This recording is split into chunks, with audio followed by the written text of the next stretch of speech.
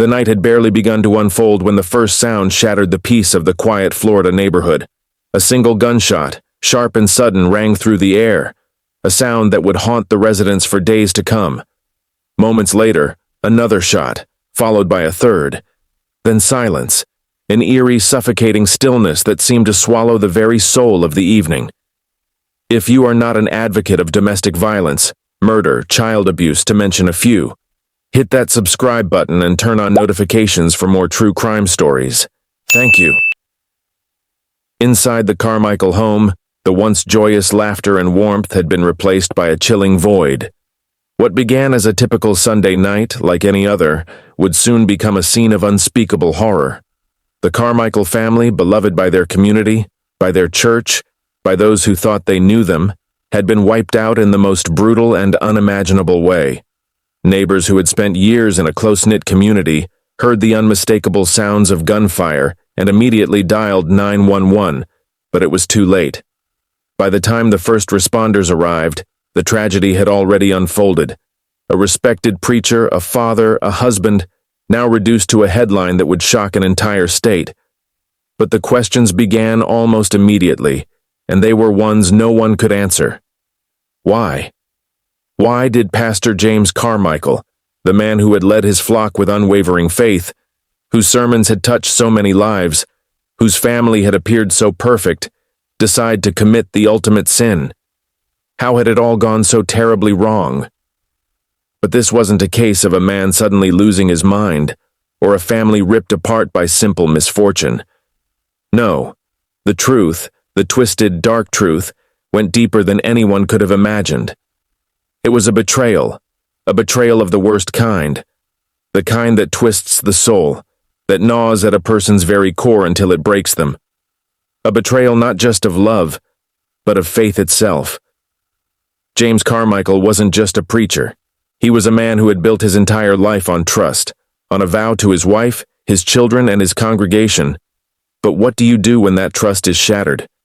What happens when everything you believe in comes crumbling down, piece by piece, right before your eyes? In this shocking, devastating turn of events, the Carmichael family was not just a victim of murder. They were victims of a lie, a secret that had been carefully hidden until it exploded in a storm of violence that no one could have predicted. Once again, if you stand against domestic violence, murder, child abuse, to mention a few, then you're in the right place. Hit that subscribe button and turn on notifications for more true crime stories. Thank you. In April of 2023, a call to Florida police led officers to the Carmichael residence, a suburban home that, from the outside, looked like any other in the neighborhood. White picket fence, well-manicured lawn, and a front porch swing that creaked softly in the breeze. But when the officers stepped inside, they were met with a scene that would make even the most seasoned detectives pause. James Carmichael, a respected preacher, his wife Sarah, and their two children, Emily and Thomas, were all found lifeless within the walls of what was supposed to be their sanctuary. 4 lives extinguished in a single night. At first glance, it seemed like another tragedy, one of those heartbreaking stories that leaves communities asking, why? But this was not an ordinary crime. It was something darker, something far more sinister, a case that, as it unraveled, would expose secrets capable of haunting everyone who dared to learn the truth.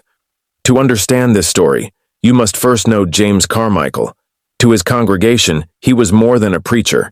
He was a beacon of hope, a man who stood behind the pulpit with fire in his voice, delivering sermons that made people feel as though they were hearing the voice of God himself.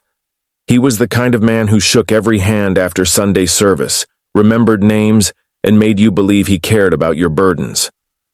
At church functions, James was always there, sleeves rolled up, leading prayers, organizing food drives, baptizing children. To outsiders, he seemed like the embodiment of virtue, a man with a purpose larger than himself. And then there was Sarah, his wife. Quiet, graceful, always smiling. She played the role of the preacher's wife perfectly. She volunteered, sang in the choir, and was often seen sitting in the front pew with her 2 children, Emily and Thomas. Emily, a bright, artistic 11-year-old, loved to draw pictures of their family, always with smiling faces and a golden cross in the background. Thomas, barely 7, was full of energy, often seen chasing his sister around the churchyard. Together, they seemed like the ideal family, a picture of stability, a portrait of faith. But pictures can lie. The cracks in the Carmichaels' perfect life were there, even if no one wanted to see them. James worked long hours, pouring every ounce of his energy into the church, sometimes staying late into the night, writing sermons or counseling troubled members of his flock. And while the congregation admired his dedication, his absence at home grew more noticeable. Sarah began to withdraw. Those who knew her best spoke of her growing silence, the way her smile no longer reached her eyes, the whispered arguments behind closed doors, the tension that hung in the air when they thought no one was watching. It was all there. But in a community built on appearances, no one wanted to pry too deeply. After all, the Carmichaels were supposed to be a symbol of everything good, a family led by faith, unshaken by the struggles of the world. Yet behind closed doors, their world was beginning to crumble. James's dedication to the church wasn't as pure as it seemed. Rumors swirled, hushed conversations among church members about his frequent one-on-one meetings with certain women in the congregation. Meanwhile, Sarah, once the steadfast wife and mother, began disappearing for hours at a time. And then there were the children, who stopped smiling in those family photos, who started drawing pictures of dark clouds instead of golden crosses. The facade of normalcy was cracking, the perfect image of the Carmichael family splintering into pieces. But no one, not the congregation, not the neighbors, not even the Carmichaels themselves, could have imagined how those cracks would shatter into tragedy. And so, when the police stepped into that house in April of 2023, they were walking into more than just a crime scene. They were walking into a story of betrayal, obsession, and a darkness that festered within the walls of the Carmichael home. A story that would prove once again that evil doesn't always lurk in the shadows. It can hide behind the brightest smiles, the loudest prayers, and the most unshakable faith. James Carmichael had always prided himself on being a man of discernment. As a preacher, he believed he had a gift for seeing the truth in others, for sensing when someone was straying from the path. But in the months leading up to that fateful night in April, James began to feel something unsettling within his own home. It started subtly, small, almost imperceptible shifts in Sarah's behavior. She'd always been attentive, always present, but now there were moments when she seemed distant, her mind elsewhere even when she was sitting right next to him. At first he brushed it off. She was tired, he told himself, or preoccupied with the children. But then there were the late-night texts. It was a Tuesday evening when James first noticed it. Sarah was sitting on the couch, her face illuminated by the soft glow of her phone. Her fingers moved quickly across the screen, her expression unreadable. When he asked her what she was doing, she gave him a quick smile, one that felt forced, and said she was just chatting with an old friend. She even showed him the screen, a harmless group chat with a few women from the church. But something about the way she locked her phone the moment he looked made his stomach churn. Over the following weeks, he started paying closer attention. He noticed how she kept her phone close at all times, how she would step out of the room to take calls, how she'd excuse herself for errands that seemed to take hours. He picked up her phone. His hands trembled as he swiped through her messages, his heart pounding in his ears.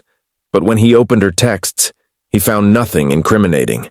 No messages that hinted at betrayal, just the same harmless group chats she'd shown him before. Still, something didn't sit right. That's when he remembered the app. Sarah had once shown him how to check the recently deleted folder on her phone when she accidentally erased a school project. His fingers fumbled as he navigated Sarah's settings. And then, there it was. A string of messages she'd tried to erase. Messages to a number James didn't recognize. Messages that weren't as innocent as the ones she'd left behind. Last night was incredible. Can't stop thinking about you. Tomorrow at the usual spot? The words blurred as James stared at the screen. His stomach dropped, his breath coming in shallow gasps. He felt a surge of emotions, rage, betrayal, heartbreak, all colliding at once. He put the phone down carefully, afraid his shaking hands might break it. He wanted to confront her then and there, to demand an explanation, but he didn't. Instead, he sat in the darkness of their living room, his mind racing. The following day, James decided he needed proof. Real proof. Something he could hold in his hands, something Sarah couldn't deny. That's when he started watching her more closely, noting the days she claimed to be running errands or meeting with the women's group at church. That night, James confronted Sarah. He didn't wait for the children to go to bed, didn't try to hide his anger. The moment she walked through the door, he threw the motel receipt on the table. Sarah froze, her face pale as she looked down at the damning evidence. For a moment, neither of them spoke. The air between them felt like it was crackling with electricity, the tension so thick it was suffocating. "I know," James finally said, his voice low but trembling with rage. "I know everything." Sarah didn't deny it. She didn't even try. Instead, she stared at him, her expression shifting from shock to something else, something James couldn't quite place. It wasn't remorse. It wasn't fear. It was something colder, something calculating. "You don't know everything," she said quietly, her voice calm, almost eerily so. James felt a chill run down his spine. What did she mean by that? He pressed her for answers, demanded to know how long this had been going on, who the man was. But Sarah didn't answer his questions. Instead, she looked him in the eye and said something that made his blood run cold. "You think this is about an affair?" she asked, her voice steady. "You have no idea what's coming, James." Her words hung in the air like a storm cloud, heavy and foreboding. James didn't know what to say. He wanted to yell, to scream, to demand she tell him what she meant. But before he could speak, she turned and walked out of the room, leaving him standing there, his heart pounding in his chest. That night, James couldn't sleep. Sarah's words echoed in his mind over and over. What did she mean? What was coming? As the hours dragged on, a sense of unease began to settle over him. He realized that this wasn't just about infidelity. There was something deeper at play, something he couldn't yet see. And whatever it was, it terrified him. James needed answers, and more importantly, he needed to know who had infiltrated his family, who had crossed the sacred threshold of his marriage. James began his search with fervor, piecing together clues from Sarah's deleted messages and vague excuses. The more he dug, the more a name started to surface. David, a name that meant nothing to James at first, just an unfamiliar shadow in the background of his life.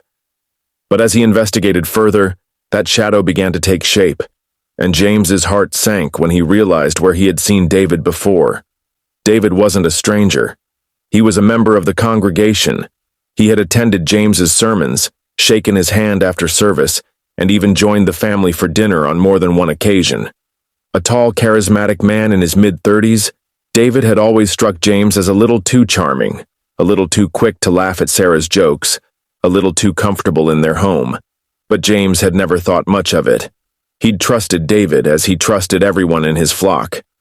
The realization that this man, a man he had welcomed into his home, into his life, had been sleeping with his wife was like a knife to the chest.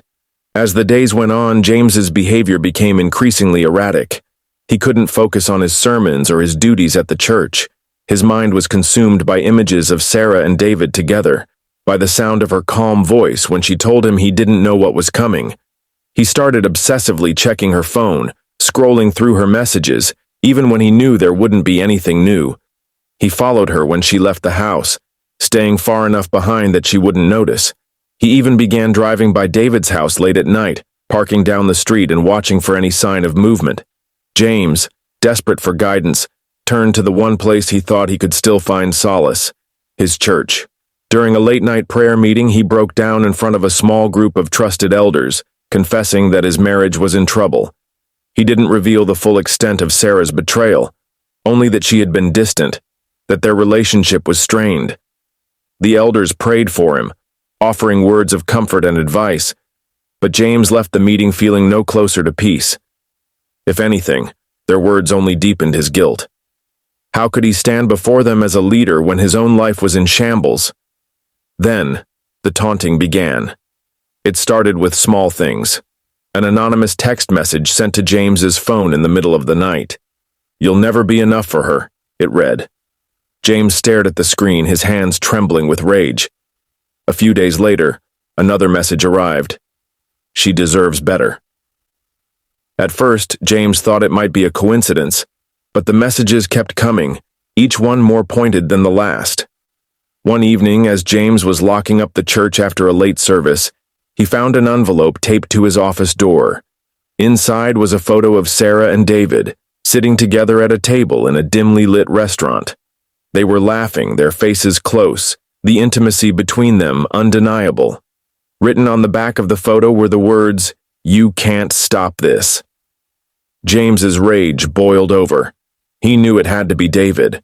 Who else would be so brazen, so cruel? But when he confronted Sarah, demanding to know if she had told David about his suspicions, she denied everything. "I haven't spoken to him in weeks," she insisted. But James didn't believe her. He couldn't. The messages, the photo, they were too deliberate, too personal. It was as if David was trying to push him, to provoke him into doing something reckless. James began spiraling further. He stopped sleeping, his nights consumed by thoughts of revenge, by fantasies of confronting David and making him pay for what he had done. He started missing church events, ignoring phone calls from concerned parishioners. Even his children began to notice the change in him. Emily, always perceptive, asked him one night if he was angry at God. Her question broke him, but he couldn't bring himself to answer. The final straw came when James received a package in the mail. Inside was a key, a room number, and a note. "If you want to know the truth, meet me here." The handwriting was unfamiliar, but the implication was clear. David wanted to meet face to face. James felt his blood run cold as he stared at the note. This wasn't just a game anymore. David was challenging him, drawing him into a confrontation that James knew would only end badly. As he sat alone in his darkened living room, gripping the note in his hands, James realized he was at a breaking point. The man he had been, the preacher, the husband, the father, felt like a distant memory. All that remained was the rage, the betrayal, and a growing sense that he was losing control. April 14th, 2023, began like any other day in the Carmichael household, a deceptive calm that would later haunt everyone who pieced together the tragedy. James woke early, as he always did, slipping out of bed without waking Sarah. For weeks, their mornings had been tense, but this morning, he resolved to act as though everything was fine. He cooked breakfast for the family, flipping pancakes on the griddle while the smell of freshly brewed coffee filled the air. He hummed softly to himself, the tune of an old hymn his mother used to sing. Sarah wandered into the kitchen just as James was setting the plates on the table. She was dressed, but her hair was unkempt, her eyes tired. She mumbled a quiet "good morning" before pouring herself a cup of coffee, avoiding his gaze as she sipped. James studied her for a moment, noting the tension in her shoulders, the way she gripped the mug like it was the only thing grounding her. The children were oblivious to the undercurrent of unease. Emily, their 12-year-old daughter, chattered about a school project while her younger brother Thomas pushed his eggs around his plate with a fork. James forced a smile, nodding along to Emily's story, but his mind was elsewhere. He glanced at Sarah, wondering what she was thinking. Did she feel guilty? Regretful? Or was she already planning her next meeting with David? As the morning wore on, James found himself replaying the events of the past weeks in his mind. The texts, the photo, the note with the key. Each one felt like a nail in the coffin of their marriage. And then, there was Sarah's cryptic warning, "You don't know what's coming." Those words echoed in his head like a drumbeat, growing louder with each passing hour. The final catalyst came that afternoon. James decided to confront her once and for all, to demand the truth no matter how painful it might be. But as he approached the bedroom door, he heard something that made his blood run cold. Sarah wasn't just talking to David. She was laughing. It was the kind of laugh he hadn't heard from her in years, light, carefree, full of joy. The sound shattered him. When Sarah hung up, James entered the room, his face pale, his eyes dark with fury. Who were you talking to? He demanded. Sarah looked up from the bed, startled. She hesitated for a moment before answering. It was a friend. Don't lie to me, James said, his voice low and trembling. Sarah sighed, running a hand through her hair. James, I'm not doing this with you right now. But James wouldn't let it go. He pressed her, his voice growing louder, more desperate. Finally, Sarah snapped. Yes, it was David. Is that what you wanted to hear? Are you happy now? James felt the ground shift beneath him. The words hit him like a blow, knocking the air from his lungs. He turned and left the room, slamming the door behind him. For hours he paced the house, his mind racing. He thought about the betrayal, about the humiliation, about the man who had stolen his wife and the life they had built together. As evening fell, the Carmichael household grew eerily quiet.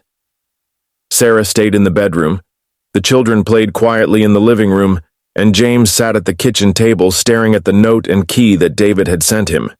He thought about going to the motel, about confronting David face to face, but a darker thought began to take root, one that he couldn't shake. By 8 p.m., the Carmichael home became the scene of an unimaginable crime. The first confrontation was with Sarah. James entered the bedroom, his face blank, his hands trembling as he held the note in front of her. Did you know about this? He asked, his voice hollow. Sarah glanced at the note, her expression unreadable. James, Did you know? He repeated, louder this time. When she didn't answer, something inside him snapped.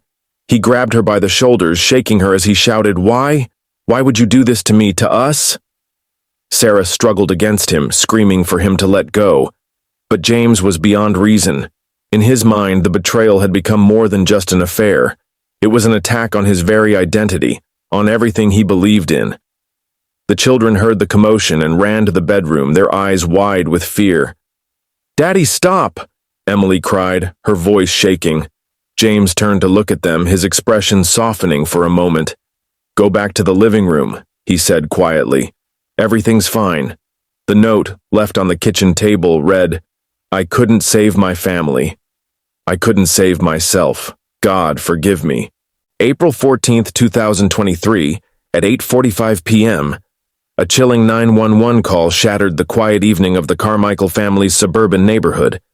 The caller, a neighbor 2 doors down, reported hearing what sounded like several gunshots followed by screaming. She whispered into the phone, terrified, saying, It's coming from the Carmichael's house. Something's wrong. Minutes later, the first police cruisers arrived. Officers approached the Carmichael residence cautiously, the faint smell of gunpowder lingering in the cool night air.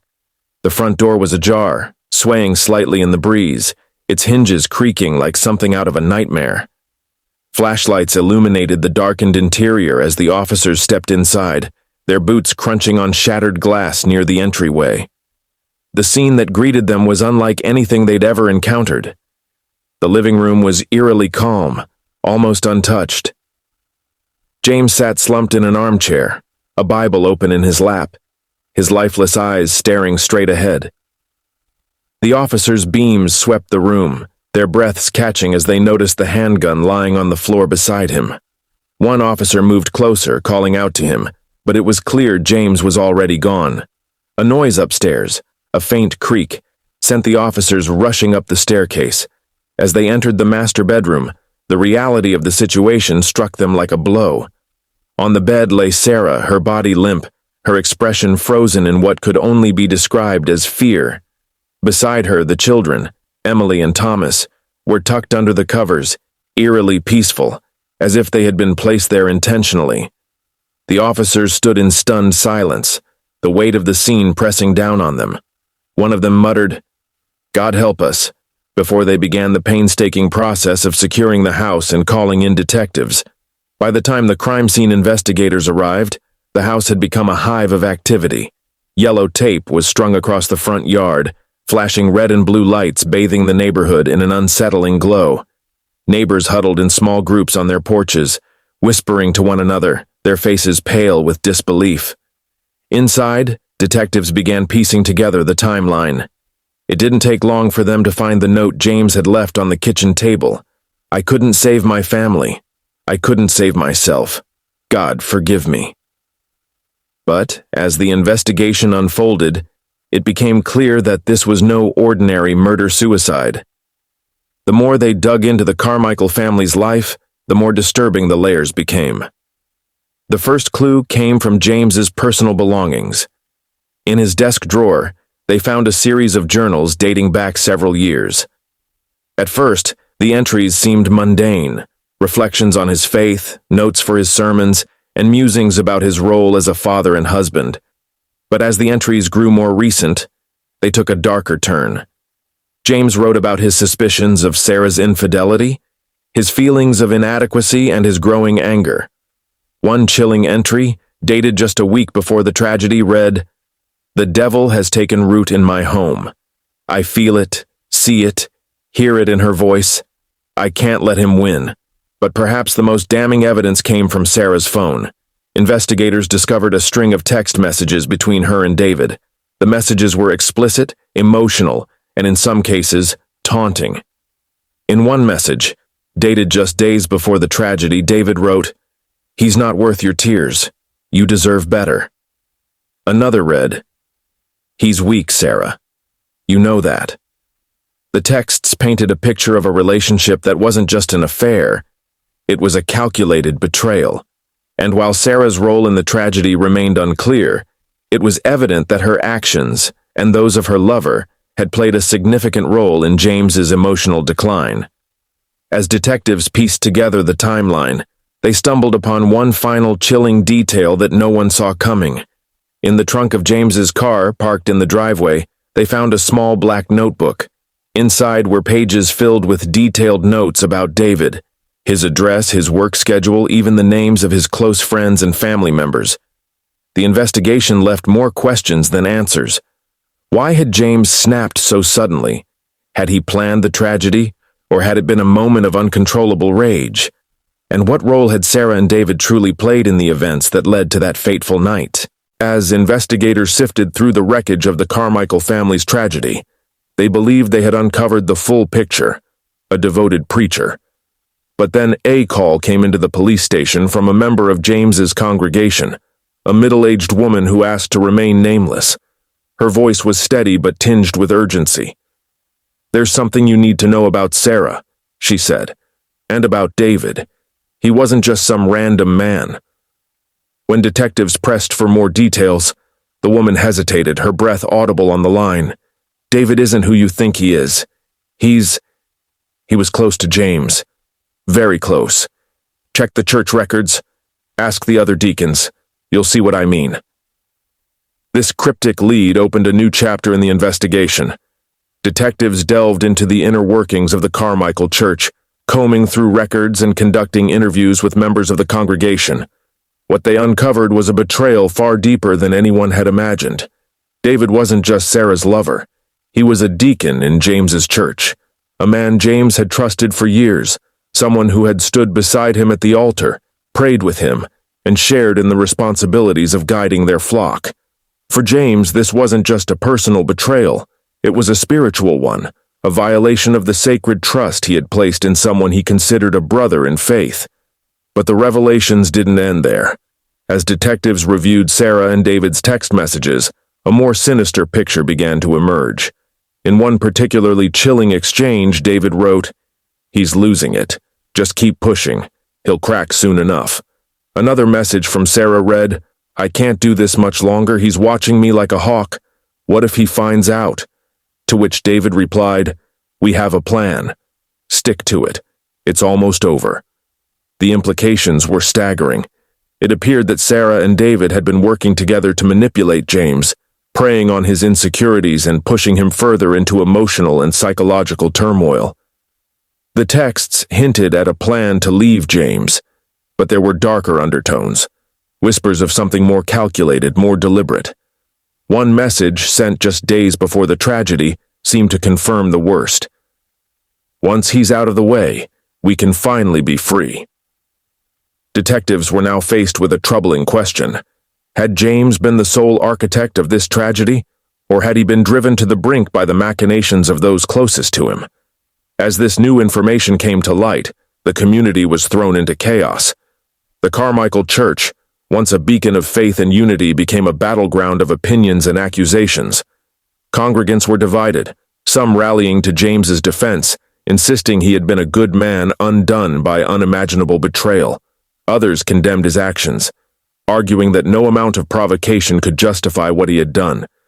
But there were also those who believed that James had been a ticking time bomb all along. He was supposed to be a man of God, one former congregant said, but he let his pride and jealousy consume him. He didn't just hurt his wife, he destroyed his entire family. In the weeks that followed, the church began to crumble under the weight of the scandal. Attendance plummeted, donations dried up, and rumors swirled about other secrets hidden within its walls. The community, once united in faith, became fractured, with families choosing sides and friendships dissolving in the face of mounting tensions. Amidst the fallout, one final bombshell emerged, one that cast the entire tragedy in an even darker light. Investigators discovered a series of financial transactions linking David to a private investigator. It appeared that he had hired someone to follow James in the months leading up to the tragedy. The purpose of the surveillance was unclear, but one theory suggested that David had been gathering evidence to discredit James, possibly as leverage in case their affair became public. This revelation raised even more questions. Had David and Sarah intended to blackmail James? Or had they been preparing to destroy his reputation as part of their plan to leave him? The Carmichael tragedy became a cautionary tale, a reminder of the devastating consequences of betrayal, manipulation, and unchecked despair. If you are not an advocate of domestic violence, murder, child abuse, to mention a few, hit that subscribe button and turn on notifications for more true crime stories. Thank you.